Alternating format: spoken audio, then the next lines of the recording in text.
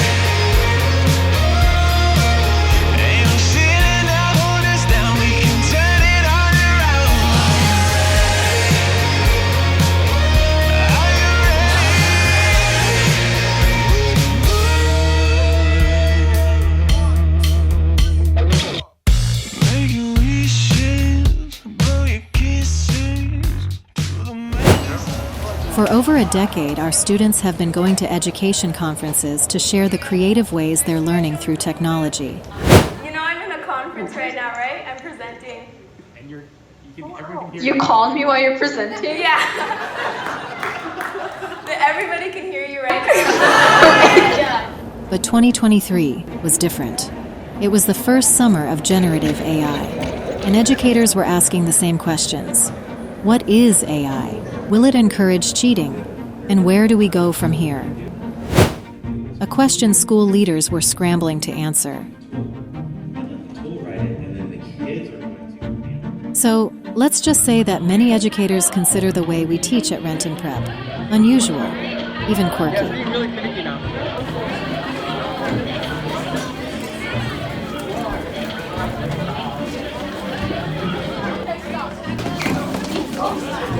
You want an example? How about students providing professional development for teachers? You see, AI continues to develop. It starts to form its societal biases. Us humans have our own biases, and we continue to feed them into the AI's algorithm day by day. My experience with using it in a classroom would be my fourth grader who copied the whole thing, but left in that, like, I am ChatGPT, and he left that in there. I just submitted it. Yeah, but like, Miss Sarah, that reminds me, Miss Sarah was also talking about how... Ever since our director of innovative teaching wrote that book on artificial intelligence in 2018, our students have been ahead of the curve in AI. So, when ChatGPT launched in 2022, we believed we were ready. We were wrong.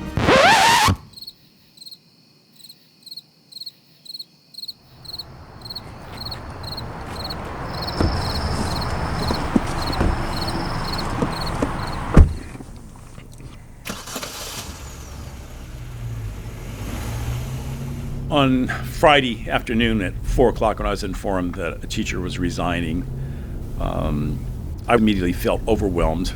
With 40 days of school left, I knew parents would expect me to go and find a new teacher. I knew that was not going to be possible, to find a teacher who had the skills to come into the school and pick up where this teacher had left off. I knew probably the burden was going to reside coming back onto me, and I made the decision pretty quickly that I would probably leave the full-time administrative role and go back into the classroom after 14 years. The first morning I came in at 2 o'clock to prepare for that, I sat for 4 hours and worked and worked and worked, and then typed a simple message to the principal in capital letters, help. I felt overwhelmed. I felt frustrated. I felt like I had lost the skills of doing a lesson plan, and I had 6 separate lesson plans to do for children who were going to be walking in within 2 hours. And I've not often felt so insecure, overwhelmed, frustrated, angry, scared. It's just not who I am. And yet I was sitting there for hours thinking, I can't do this. Part of me saying, you have no choice. You have to do it. And it was a time that was, quite frankly, fearful. Fearful if we didn't meet the needs of the children, that they would be walking out saying it was a horrible day, a horrible experience, which would just cause parents to feel even more stressed, and that would permeate through the school. And so by 6:30 that morning, when the principal responded with, here are some great ideas, I've been working through this, here are some lesson plans, there was a clear sense of relief because I can implement the lesson plans. And so the day actually went incredibly well, and that gave me time to start to reflect on how I was going to begin coming in and preparing those lesson plans with her help.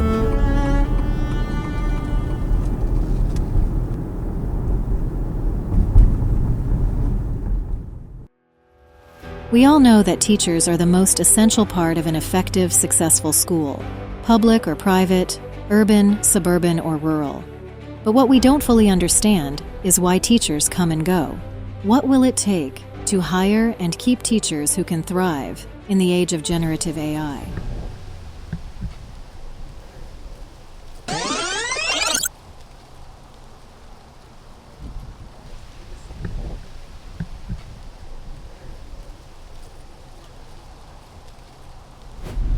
And one of the first questions in my job interview was, what was my vision on the use of technology in education?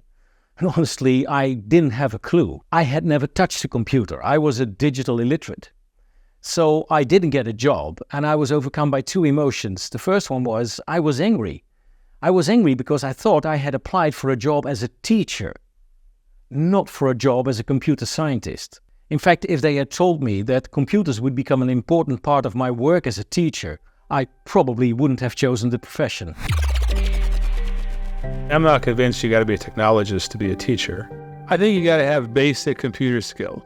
But I think you could be a great teacher and use minimal technology in the classroom. I think you can do that now. I think you could be that way tomorrow, and I think you'll be able to be that way 10 years from now.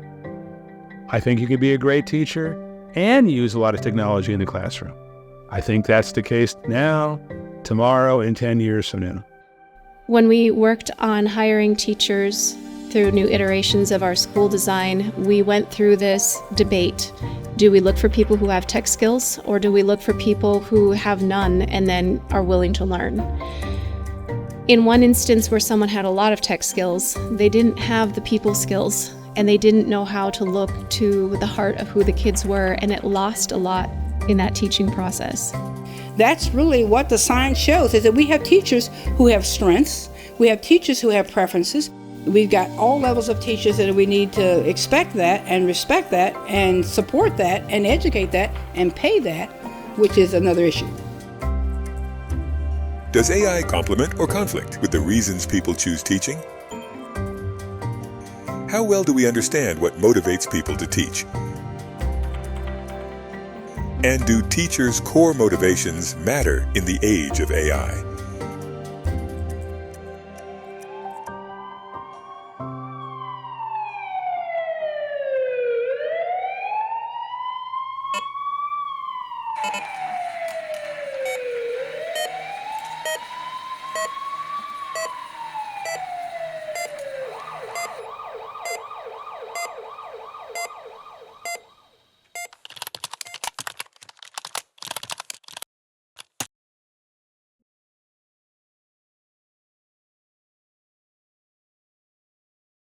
Well, actually, I never really ever wanted to be a teacher. In fact, I can remember distinctly at 19 having this discussion with my dad, who said, "Gina, you make a good teacher." And I said, "Absolutely not. I wanted to be a doctor." I had lots of careers before I got to education. Before this, I was a critical care nurse, and that was probably my compromise of not being a doctor. After I graduated from college and did all that, I decided that, well, I'm going to go into nursing.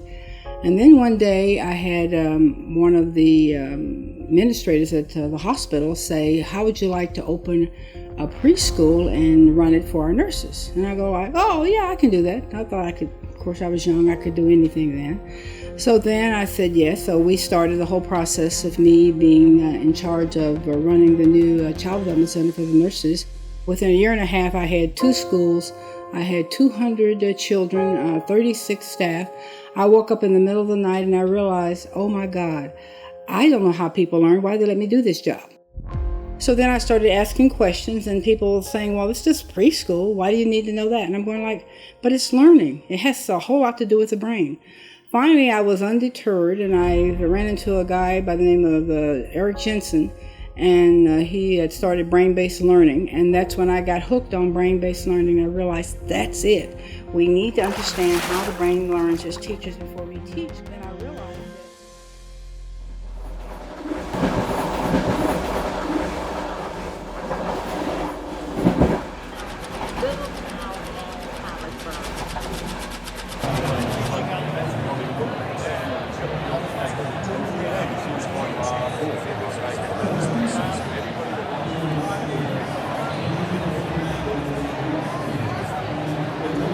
Before that, what happened was the words were as flashcards. So I was stumbling on the word atmosphere, it would come up as a flashcard and reading progress and I could practice. Not bad, pretty good.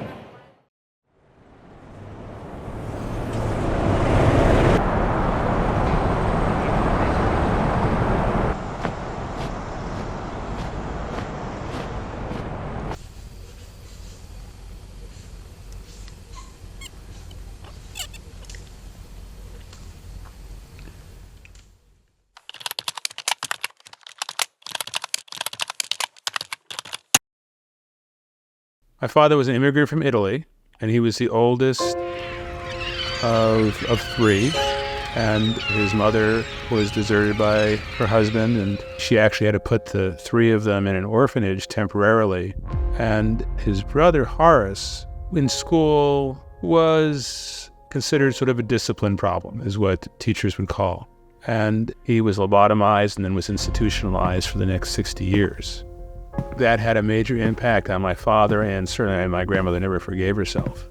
But I think that informed both my father and me a recognition that people in power did not always have the best interests of others at heart.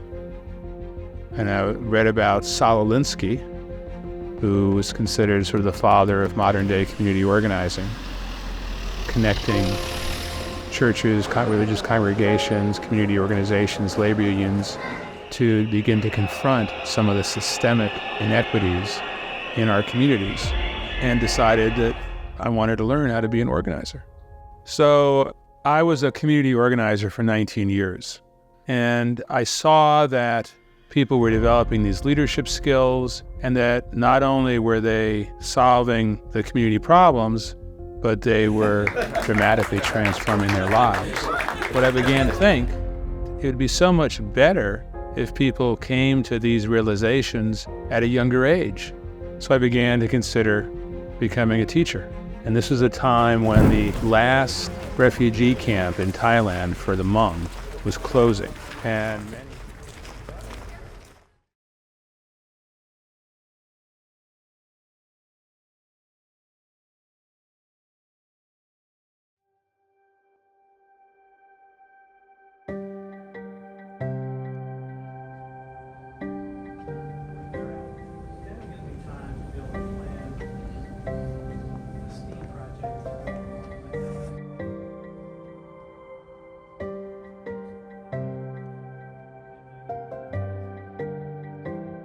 do you feel that people that are entering into teaching now, they're going to be more like you and not resistant to using AI as a teacher?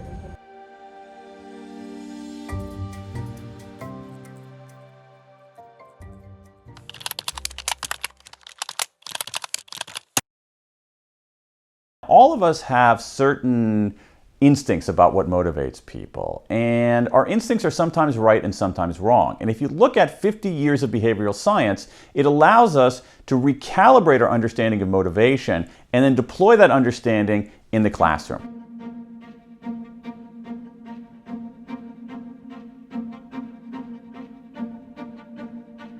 The most commonly examined motivations were to do with the desire to work with children, to make a social contribution, these kinds of altruistic motives. Our approach was adopting a comprehensive motivational framework to examine if additional motivations that are emphasised in motivation theories would also apply to motivations to teach. And indeed they did.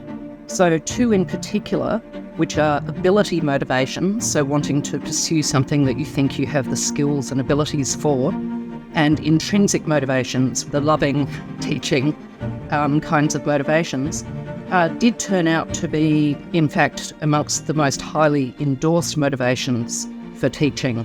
So these had been rather overlooked until then, and the personal utility values, things like family flexibility, having vacation time at the same time as your kids, those kinds of motivations in the literature had been referred to as unworthy, and we wondered whether that was the case, or if it would make perfect sense for teachers to think about their quality of life like other career professionals do, without it meaning that they're any kind of a less committed or less effective teacher.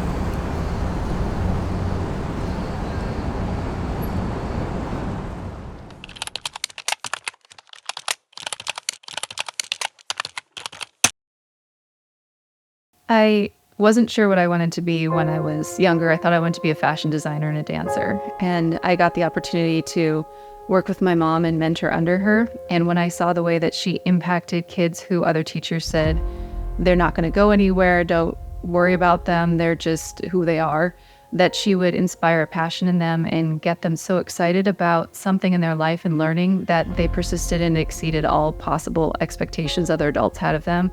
I saw the impact on the kids and I thought that's what I want to do. Which was funny because when I first told her, she said, "Michelle, you're really good at art." She said, why don't you do a career in arts? And I actually started going in that direction and got a scholarship, but it felt like there was still a gap, that there was something else that I wanted to do and impact, and that was teaching and education. There was a younger sibling and 2-sibling pair that the parent thought, well, she's not really smart, the older sister's smarter. And at one point, she came back and she said, "Mrs. Zimmerman said that I'm smart and I can do this." And it seems like it's such a small phrase and statement, but the fact that she said, "Mrs. Zimmerman said I can," and knowing now that she's grown up and she's gone into a career of helping people, that's gonna get me. To hear how a child's entire life can change by someone seeing them and saying, "You have worth, you have value, you're smart, you can do this." And that only one voice in a child's life can be the only one that changes their trajectory to the point of helping people and making the world a better place. I wanted that for my life.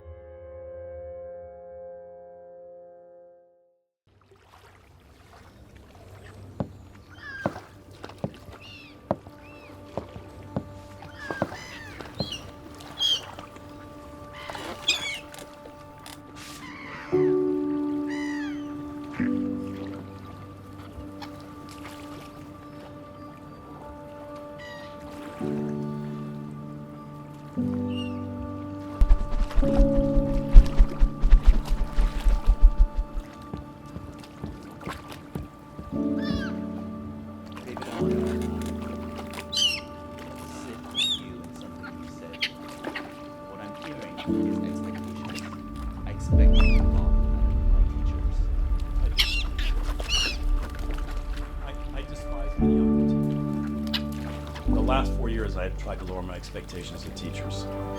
So, as you're talking, I'm asking myself, do I have unrealistic expectations of a teacher?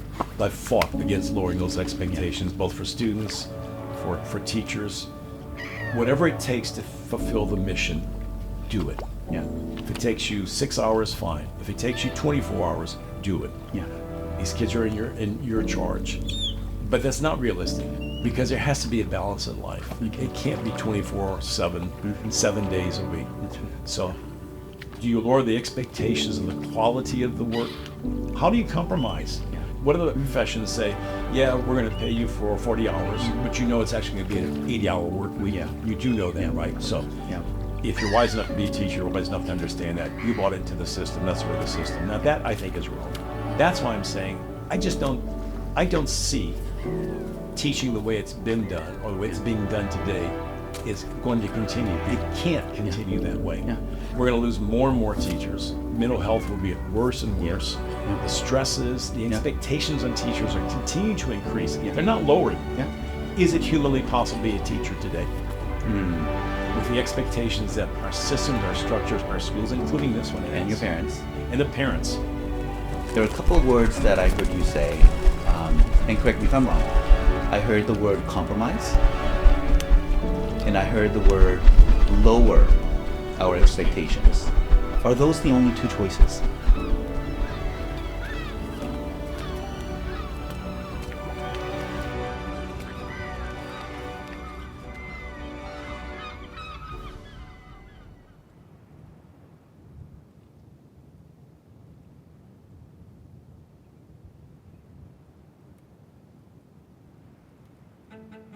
Here is the key point from those 50 years of research. There's a certain kind of reward that we use in organizations. Psychologists call it a controlling contingent reward. If you do this, then you get that. We use all kinds of rewards in organizations and in schools, but this is the mainstay. Here's what the science tells us about if-then rewards. If-then rewards are extraordinarily effective for simple, short-term tasks. But the same body of science tells us that if-then rewards are not very effective for more complex, creative work with longer time horizons. Why? They get us to focus too narrowly, we don't look expansively, and we sometimes exhaust our motivational energy. So, what we need to do is upgrade our motivational operating system so that we treat people well and foster enduring motivation by giving autonomy, mastery, and purpose. Autonomy is a sense of self-direction, some sovereignty, some control over what they do, when they do it, how they do it. Mastery is the sense of getting better at something that matters, getting feedback on something that's important, and making progress. And purpose is knowing not simply how to do something, but why you're doing it in the first place. Teacher agency, autonomy, and intrinsic motivation. The research suggests a need to talk about why they matter more in the age of AI.